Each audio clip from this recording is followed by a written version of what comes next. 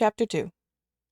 Mr. Shepherd, a civil, cautious lawyer who, whatever might be his hold or his views on Sir Walter, would rather have the disagreeable prompted by anybody else, excused himself from offering the slightest hint, and only begged leave to recommend an implicit reference to the excellent judgment of Lady Russell, from whose known good sense he fully expected to have just such resolute measures advised as he meant to see finally adopted. Lady Russell was most anxiously zealous on the subject, and gave it much serious consideration. She was a woman rather of sound than of quick abilities, whose difficulties in coming to any decision in this instant were great, from the opposition of two leading principles.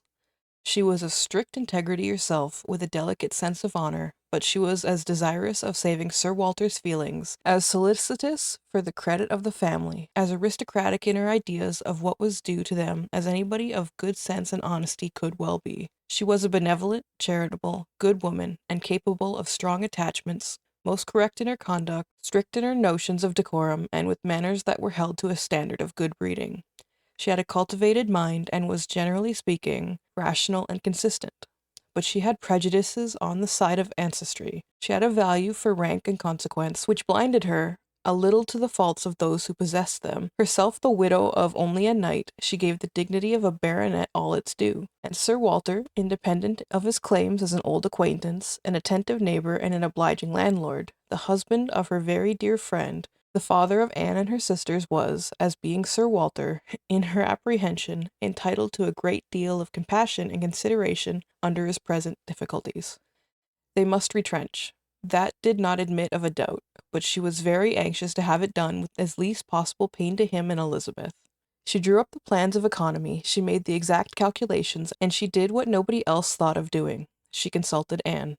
Anne, who never seemed considered by the others as having any interest in the question. She consulted, and in a degree was influenced by her in making out some scheme of retrenchment, which was at last submitted to Sir Walter. Every edimation of Anne's had been on the side of honesty against importance. She wanted more vigorous measures, a more complete reformation, a quicker release from debt, and a much higher tone of indifference for everything but justice and equity. "If we can persuade your father to all this," said Lady Russell, looking over her paper, "much may be done. If he will adopt these regulations, in 7 years he will be clear, and I hope we may well be able to convince him and Elizabeth that Kellynch Hall has a respectability in itself which cannot be affected by these reductions, and that the true dignity of Sir Walter Elliot will be far from lessened in the eyes of sensible people by acting like a man of principle. What will he be doing, in fact, but what many of our first families have done or ought to do? There will be nothing singular in his case, and it is singularity which often makes the worst part of our suffering, as it always does of our conduct. I have great hope of prevailing. We must be serious and decided, for after all, the person who has contracted debts must pay them, and though a great deal is due to the feelings of the gentleman and the head of the house, like your father, there is more due to the character of an honest man." This was the principle on which Anne wanted her father to be proceeding, his friends to be urging him. She considered it as an act of indispensable duty to clear away the claims of creditors with all of the expedition which the most comprehensive retrenchments could secure, and saw no dignity in anything short of it. She wanted it to be prescribed, and felt as a duty. She rated Lady Russell's influence highly, and, as to the severe degree of self-denial which her own conscience prompted, she believed there might be little more difficulty in persuading them to a complete rather than to a half reformation. Her knowledge on her father and Elizabeth inclined her less to think that the sacrifice of one pair of horses would hardly be less painful than both, and so on, through the whole list of Lady Russell's too generous reductions.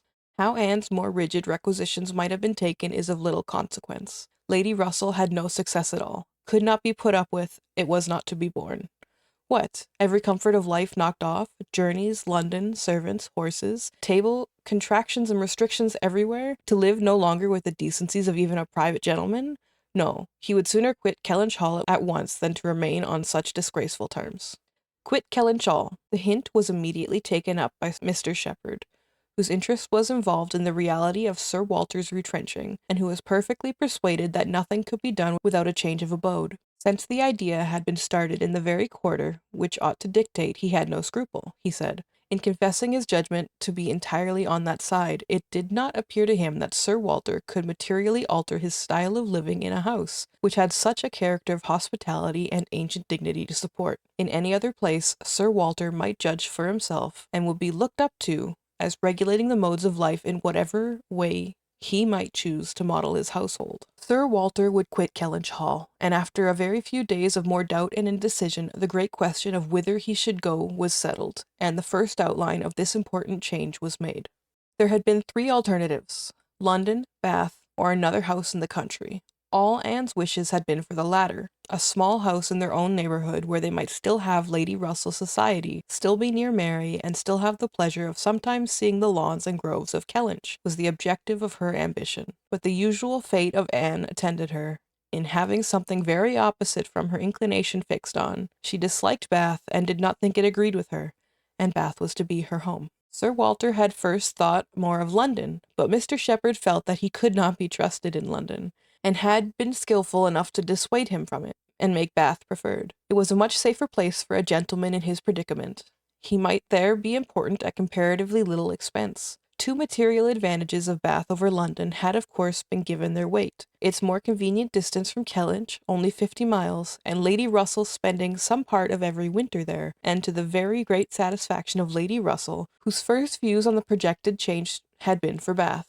Sir Walter and Elizabeth were induced to believe that they should lose neither consequence nor enjoyment by settling there. Lady Russell felt obliged to oppose her dear Anne's known wishes. It would be too much to expect Sir Walter to descend into a small house in his own neighbourhood. Anne herself would have found the mortifications of it more than she foresaw, and to Sir Walter's feelings they must have been dreadful. And with regard to Anne's dislike of Bath, she considered it as a prejudice and mistake arising from the first circumstances of her having been 3 years at school there, after her mother's death, and secondly, from her happening to be not in perfectly good spirits the only winter which she had afterwards spent there with herself. Lady Russell was fond of Bath, in short, and disposed to think it must suit them all, and, as to her young friend's health, by passing all the warm months with her at Kellynch Hall, every danger would be avoided. And it was, in fact, a change which must do both health and spirits good. Anne had been too little from home, too little seen. Her spirits were not high. A larger society would improve them. She wanted her more known. The undesirableness of any other house in the same neighbourhood for Sir Walter was certainly much strengthened by one part, and a very material part of the scheme, which had been happily engrafted on the beginning. He was not only to quit his home, but to see it in the hands of others, a trial of fortitude. Much stronger heads than Sir Walter's have found it too much. Kellynch Hall was to be let. This, however, was a profound secret, not to be breathed beyond their own circle.